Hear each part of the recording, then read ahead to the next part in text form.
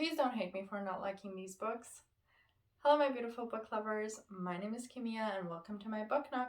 Today we're going to look at 10 popular books that I just found them overhyped, didn't like them, and didn't work out for me. I want to point out this is my opinion. It's nothing against the book, the author, people who like these books. It just didn't work for me and wasn't up to my taste. So I just wanted to share it with you. This list is not based on my most to least favorite, it's just a random list that I put together, so let's get into it, shall we? First book on the list is The Wife Upstairs by Rachel Hawkins. This book is a retelling of Jane Eyre, and I think that was the issue right there. Jane Eyre is one of my favorite books. It's one of the greatest books of all time in my opinion, and this book just didn't live up to it. I have nothing against retelling, but when the characters are so flat compared to the classic, it just doesn't work for me. In Jane Eyre, you at least care about Jane, even if other characters are a little bit gray and you don't know how you feel about them.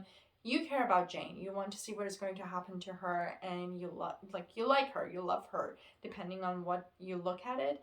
But with these characters, I didn't really care about them. The story was just very watered down Jane Eyre, and the change in the story just didn't work for me much, so I didn't like it. Next book on the list is The Silent Patient by Alex Michaelides. This book was so hyped up. There was so many great reviews that the plot twist is great. It's such a just nice, perfect mystery thrill book, and I was very excited about it. I love mysteries, I love thrillers, so I really wanted to see what's all the hype about, and unfortunately it just didn't work for me. Their character, unlikable. Their relationship was very red flag. I don't want to spoil the plot, so I'm not going to talk about the character and the plot, but to me, a good mystery, it's a book that you can see it happen in real life, and in this book, it was not that. I could not see it happen, and it was because of those relationships, and so I didn't find it very interesting, and the plot twist just had some plot holes for me, so I didn't like it. But I wanted to give the author another chance, and I read Maidens, and that's the next book on this list, The Maidens. This book didn't work as well. The plot twist was just horrible in my opinion, because to me, a good plot twist is a twist that has been plotted throughout the book, and then when you read it at the end you're like, wow, and then you go back to the book, you read it again, you find those clues, and you can see how this happened. With this book, that was not the case. It just was as a surprise that came at you. The author just threw it in your face and you had to kind of accept it. And there was also, again, one of those problematic relationship that I just didn't approve of, didn't like it, and the character couldn't care less about them, and because of that I don't think I will read any other books of his.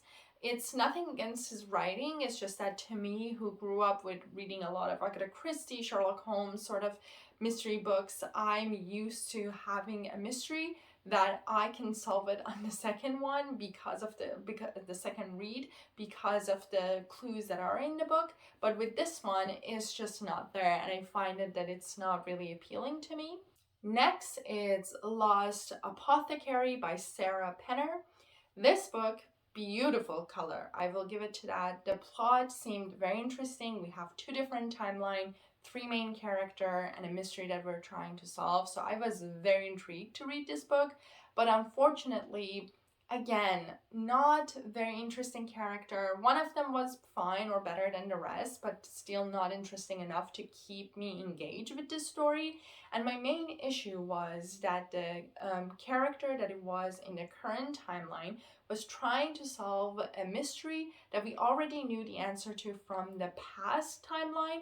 And so for me, there was nothing to really pull me and engage me into this book, because a good part of a mystery is that you're trying to solve it with the main character. But when you know the answer already, it's not gonna make it interesting, or at least not to me. And the main character from the current timeline, she was very annoying to me, and her whole relationship was just not working for me, so I ended up not enjoying the book as much as I was hoping for it, especially because like I was really interested because the plot seemed very interesting, and I didn't even care about like it had great reviews. To me, the plot itself was supposed to be very strong, but unfortunately I feel there was some elements that just didn't work out. But I will give it that the two timeline worked out great together. I just wish that it was done a little bit different, in a sense that you will not know the answer to the mystery kind of from the start.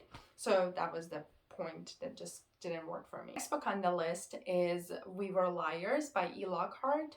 This book, I cut it a lot of slack simply because it was a YA book that I read when I was not a young adult anymore. So I tried to not cringe too much when the character would do something annoying or cringy, simply because I might have done that in that age as well. But I do not mean it that simply because it was a YA, it's not as good as an adult book, because I have read many young adult books when I was a young adult or I was older, and I still enjoyed them and I felt they were great books. So with this one, my main issue was the ending. I didn't like the character per se, but I could get over it if the ending didn't feel like a slap to my face. And that's simply because it just didn't make sense to me. I wanted a better ending. I wanted a stronger ending, a plot that made sense to me, and to me it wasn't that, and I just don't get it why this book has been so popular for so many years, even though there were and there are many more books that have done the same sort of story and plot and genre much better. So I just don't get it really, and it's maybe a my thing, but it just didn't work for me. Next book on the list is Wilder Girls by Rory Power. This book, the cover, I have to give it to it. It's the most beautiful, intriguing cover ever, and because of the cover I actually wanted to read it, simply because it seemed very interesting and the story seemed very interesting. But then it had the same issue: character pretty flat. I was not really interested in any of them. They were becoming interesting in some parts, but just you do not see them grow in a like a nice sort of timeline. They're just not mature. All of a sudden they're mature, and so you do not really connect with them. At least to me it didn't work. And the ending, it was one of those like sort of a little bit of an open ending situation, and the explanation of everything that was happening in the book was so rushed that I just don't understand why it happened, in a sense that like the book was not too long, so in my opinion it could have been 50 more pages longer, so everything would have been explained better. The ending was a little bit more satisfying, and that's the reason that it was a letdown. I was very disappointed in this one. I was disappointed that I didn't like it as much as I wanted to, because again, the story was just so interesting that I wanted to love it, and that's the main reason with all of these books. I really wanted to love them, but unfortunately something or another just didn't work, and it made me to disappoint even more, simply because it was an overhyped book that you want to love it and you end up not liking it at all. Next book is They Both Die at the End by Adam Silvera. This book, I am to blame really for it. When I picked this book, I was looking at the review, and a lot of people were saying that they cried so much, that it's as heartbreaking as Song of Achilles, that the story is just so beautiful and touching and moving, that I was like, let's get some tissue. But then when I finished the book, I just sat there and it was like, that was all. And I want to say that this book, the story was beautiful. The characters were not as flat as some of the other books on this list. And compared to the rest of this list, honestly, this book was the best, I feel. But I just didn't connect to the characters as much as I did with the Song of Achilles. And with both of these books, you know what's going to happen. This one is even in the title. But still, it didn't hit me as hard. Their relationship, their connection, their character wasn't as interesting, or I wasn't invested in them as much as like Song of Achilles. And so because of that, I feel this one was a little bit on me because of the review. Maybe if I wouldn't have read those reviews, I would just read this book and enjoy it and be like, okay, it was good. But since I was expecting a lot of heartbreak and like emotional investment, and it just didn't happen, it let me down even more. And so unfortunately this one is on this list too. Next book is The Midnight Library by Matt Haig. This book, the concept seemed very interesting. There's this library that you can go and relive your life, but in each life you have made a different decision. And so the book is really about regrets and like how so many of our decisions can make our life so different. So it seems very interesting, and especially because I really enjoyed the comfort book by Matt Haig, so I was very interested to read this book. But unfortunately, my issue was that the character was okay, but the idea of the library wasn't executed as well or wasn't thought out perfectly, simply because you go to all of these different lives without really knowing that where you're going, what was the different decision, where you live, where you are at this moment in this life. And to me, so it didn't really work with this concept that you're trying to live different life and figure out if you had made a different decision, where would you be out, because you're so lost when you change. So it just didn't make sense to me as much. And to me, the concept and the meaning that this book wanted to present would have worked out a little bit better, maybe if it was a non-fiction book, or maybe if the concept of library was worked out a little bit better.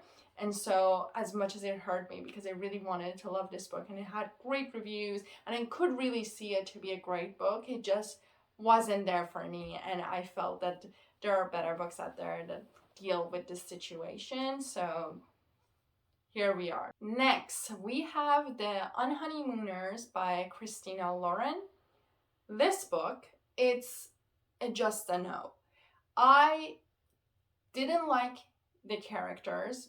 Olive was fine, but Ethan, dear God, he was a walking red flag that was presented to us as the main love interest, and that was the reason that I ended up hating this book, because to me, especially for books that a lot of younger readers and young adults are going to read it, you should not portray a red flag as a love interest. And the things that he does, the stuff that Olive is telling him and he doesn't believe, the stuff that he is trying to hide, and all of this stuff that was happening in this story, it was just so no, that I couldn't root for them. The whole, I get, and I have nothing against the concept of enemy to lovers. I love that. That's great.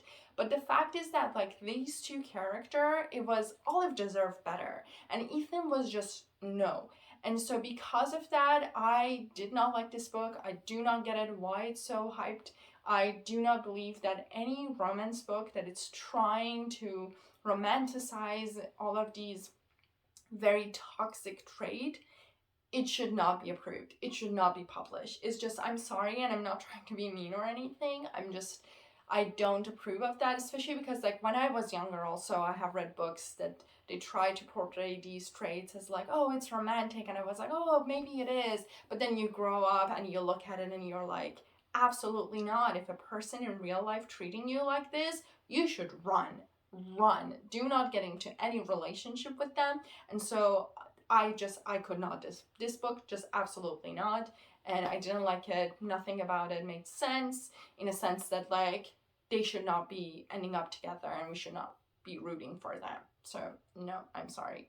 And the last book on the list, which I saved it for the last because I think it's the one that I will get a lot of hate and dislike, but please don't hate me. It's The Seventh Husband of Evelyn Hugo by Taylor Jenkins Reid. And the reason that I didn't like this book, it was simply because of the character. I just wasn't interested in them. I couldn't care less about them. The ending was just okay, and I didn't get the whole hyped about it. Not that it was a bad book per se, but I just don't get why it was so overhyped. And that's the reason that it was just okay, with all of these books, when a book it's presented to me as this the great book that you're going to read, it's just hyped up, everybody loved it, there's great reviews about it, I really expect a book that it's going to stick with me, a book that I'm going to think about it 10 years later. Not a book that I will forget the next day. The book that I do not remember the character, I do not remember what was the plot. And this book kind of felt like that for me. I'm not trying to be mean, honestly, but I just feel that like the story and the plot was there, but it could have been much more interesting or could have been done better. Again, this is my opinion. I might be wrong, and again, like apparently it had worked for a lot of people, which is great. Why not? If there's a book out there that works for you, great. Like, it should not work for everyone. It's something that it's never gonna happen. Movies, books, shows, music, there's nothing really out there that everybody could love. So it's understandable, but like for me, it was just when I see that how much attention it got, I don't understand that, and that's the reason that it's in this list. But I'm sorry, I'm not trying to hurt your feelings if you loved it. I'm glad that you loved it. It's good to have a book that you loved and enjoyed, and I hope you find even more books, and I hope that you loved all of these books that are in this list. Or you can agree with me and you didn't like it, which great, it means that I'm not alone, which I'm sure that I'm not alone. These are not an opinion that I haven't seen around people not liking them. And that's it for this video. I hope you enjoyed it. Leave a comment down below. Let me know if you agree with me, if you disagree, if you think that I should read these books with a different perspective and point of view. Maybe I will do it. I'm always open to reread books that I didn't like, and sometimes I find that I actually end up liking them. So I'm open to suggestion. Until the next video, happy reading!